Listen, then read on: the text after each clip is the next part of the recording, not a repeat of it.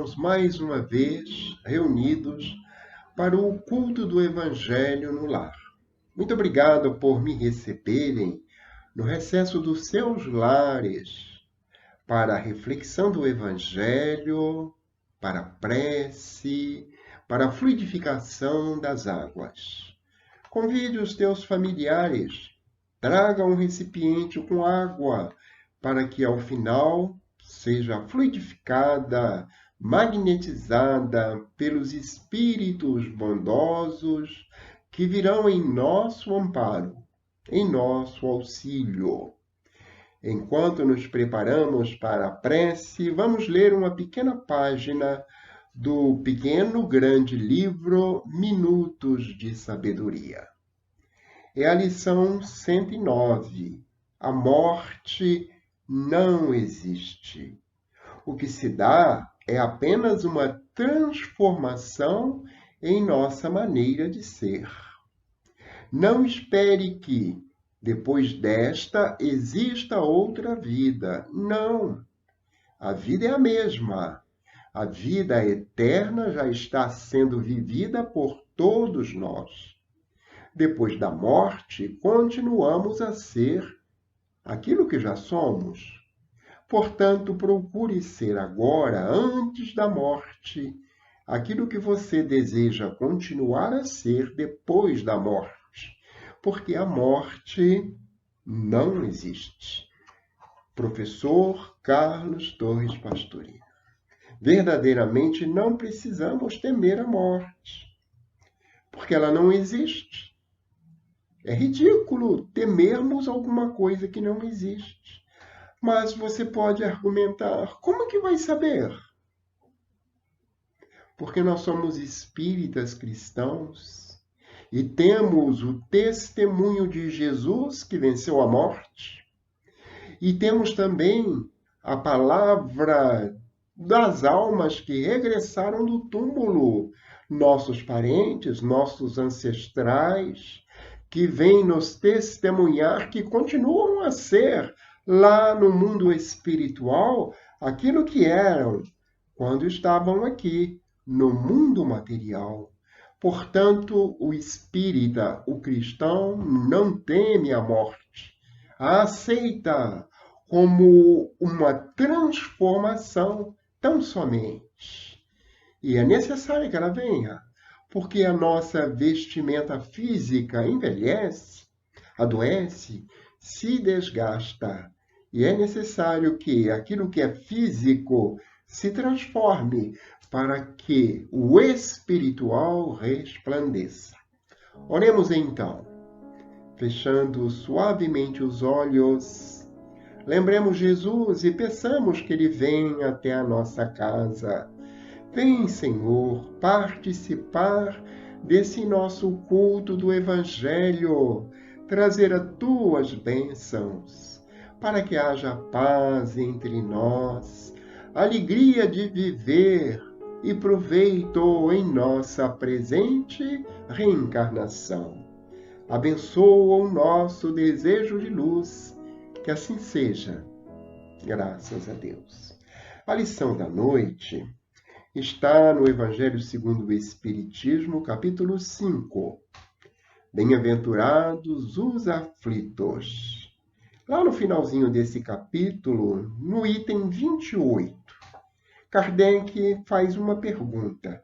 Será lícito abreviar a vida de um doente que sofra sem esperança de cura? Qual de nós não temos em nosso lar, em nosso grupo familiar, um parente que já está aguardando a sua passagem para a vida maior? Está enfermo, depauperado, cansado nesse corpo material que lhe serviu ao longo de muitos e muitos anos. E a pergunta de Kardec é muito pertinente, porque o que ele deseja saber é que se nós podemos poupar um pouco do sofrimento àquele ente querido que está lá no seu leito de dor. E a pergunta é reforçada da seguinte maneira. um homem está agonizante, presa de cruéis sofrimentos.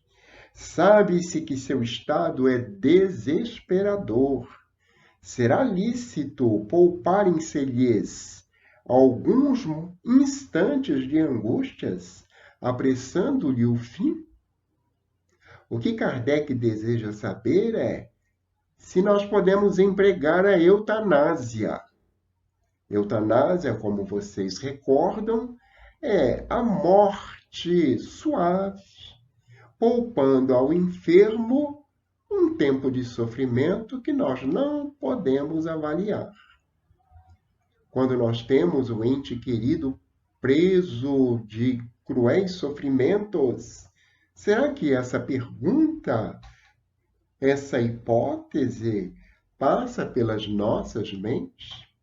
Vejamos o que responde um sábio espírito instrutor, São Luís, que foi um dos orientadores de Kardec. Diz ele da seguinte maneira: quem vos daria o direito de prejulgar os desígnios de Deus? Não pode ele conduzir o homem até a borda do fosso para daí o retirar, a fim de fazê-lo voltar a si e alimentar ideias diversas das que tinha? Ainda que haja chegado ao último extremo um moribundo, ninguém pode afirmar com segurança que lhe haja soado a hora derradeira. A ciência não se terá enganado nunca em suas previsões? Vejam como que um instrutor espiritual é enfático. Nós não sabemos. Não temos condições de avaliar, nem mesmo a ciência, a medicina. Quantas vezes a medicina se enganou? E ele continua: sei bem haver casos que se podem, com razão, considerar desesperadores. Mas, se não há nenhuma esperança fundada de um regresso definitivo à vida e à saúde, existe a possibilidade, atestada por inúmeros exemplos, de o doente, no momento mesmo de exalar o último suspiro, reanimar-se e recobrar por alguns instantes a faculdade. Pois bem, essa hora de graça que lhe é concedida pode ser-lhe de grande importância. Desconheceis as reflexões que seu espírito poderá fazer nas convulsões da agonia, e quantos tormentos lhe pode poupar um relâmpago de arrependimento. Então nós vemos lá o nosso enfermo estertorar em cima do leito, se debater, convulsionar, e nós ficamos aflitos com o seu sofrimento. Mas vejam só, esse sofrimento é-lhe muito importante, porque lhe permite refletir, arrepender-se, reconsiderar as suas ideias. E isso, diz o Espírito Instrutor São Luís, poderá lhe ser de grande valia no mundo espiritual. Não será que o interesse de aliviar o sofrimento do nosso enfermo não seja para o nosso descanso? Continua o espírito.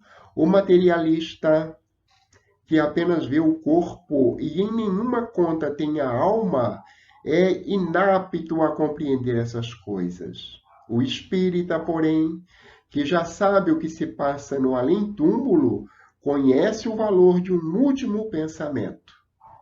Minorai, ou seja, diminui os sofrimentos derradeiros, o quanto puderdes, mas guardai-vos de abreviar a vida, ainda que de 1 minuto, porque esse minuto pode evitar muitas lágrimas no futuro.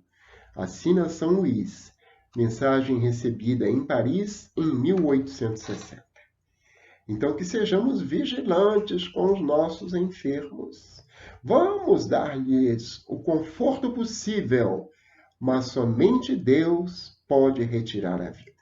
Porque foi Deus que a concedeu, e Ele é que determina um instante final. Que nós nos resignemos, sabendo que aquele nosso ente querido, que está agonizante, precisa desses momentos de dor, de sofrimento, para que possa refletir, repensar e fazer a sua entrada no mundo espiritual pelas portas, com o coração limpo, capaz de receber a graça e a misericórdia de Deus. Que essa reflexão sirva a todos nós, porque se não passamos ainda por estes episódios, possivelmente iremos passar. E sabedores da vontade de Deus, nunca tergiversaremos. Que essa reflexão caia bem fundo em nós. Muito obrigado pela atenção.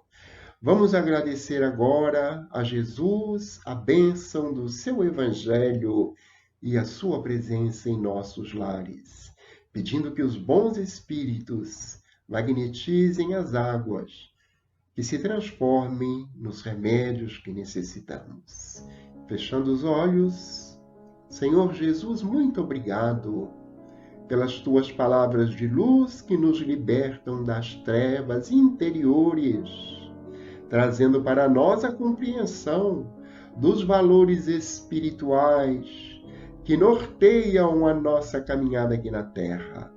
Dai-nos a conformação, a resignação, a fé e a esperança, para que possamos persistir nos bons propósitos.